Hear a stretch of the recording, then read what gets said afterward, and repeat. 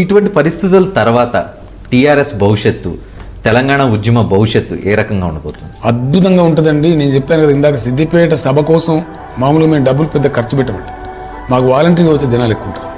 కొంత మేరకు మేము ఒక లెవెల్ వరకు మేము ఆర్గనైజ్ చేస్తాం, క్యాడర్ రావడానికి కొద్దిగా గొప్ప వాహనాలు సమకూర్చి పెడతాం తప్ప ఎప్పుడు కూడా టీఆర్ఎస్ సభలో గత చూసినా రేపు చూడబోతున్నా వాలంటరీ పార్టిసిపేషన్ ఎక్కువ ఉంటుందంట.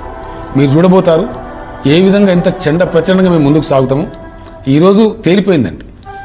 మీకు ఇంకో మాట చెప్పాలి రజనీకాంత్ గారు, ఇక్కడ 2001 నుంచి 2004 వరకు సాగిన ప్రస్థానంలో కాంగ్రెస్ పార్టీ ఎవ్రీడే నన్ను కన్ఫ్రంట్ చేసేదంట.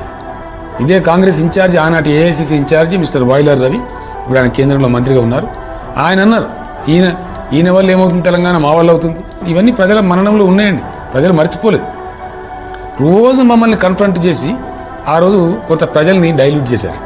కానీ ఈరోజు తెలంగాణ ప్రజలకు స్పష్టంగా తెలిపోయింది, తెలంగాణ కోసం నిండైన మనసుతోని త్యాగాలతోని పోరాటం చేసే ఏకైక సంస్థ టీఆర్ఎస్ మాత్రం.